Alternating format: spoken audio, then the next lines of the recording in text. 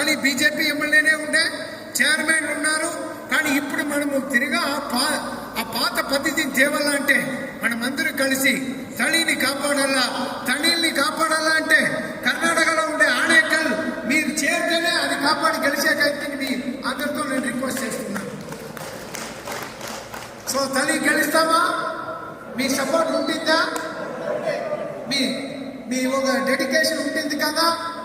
అక్కడ తమిళనాడులో ఆ కమ్యూనిస్ట్ దొంగలు ఎట్లా అని మీకు నేను వేరే వీడియో వేసి చూపిస్తాను. నంబర్ 1 దొంగలు ఇండియాలో. సో ఆ దొంగల్ని మీ ఒక సపోర్ట్తో మేము ఇంటికి పంపించాలని ఇక్కడ మిమ్మల్ని అందరినీ వేడుకుంటాను. అన్న శశోక్ అన్న, సతీష్ అన్న అక్కడ ఎలక్షన్ నడిపేకి వస్తారు, మేము ఉంటాము. కానీ మనమే గెలిచి జై మోడీజీ, జై బీజేపీ అనేది మనము తేవాలా అని ఈ సందర్భంలో మిమ్మల్ని అందరినీ కోరుకుంటాను. ఈ మాటలు మాట్లాడేకి నాకు సందర్భం ఇచ్చిన అందరికీ, అన్నాలకి, తమ్ముళ్ళకి, అందరికీ, మీ సహోదరులందరికీ நமஸ்காரம் చెప్పుతో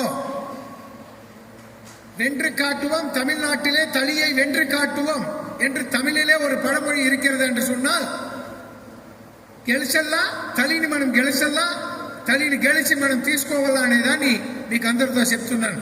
ఆ కన్నడದಲ್ಲಿ ನಾನು ಭಾಷಣ ಮಾಡ್ತೀನಿ, ತೆಲುಗಲ್ಲಿ ಮಾತಾಡ್ತಾను, மலையாளத்தில் சம்சாரிக்கும், தமிழில் பேசும், இங்கிலீஷில் பேசும், பிரெஞ்சில் பேசும், எதுவும் பிரச்சனை இல்லை.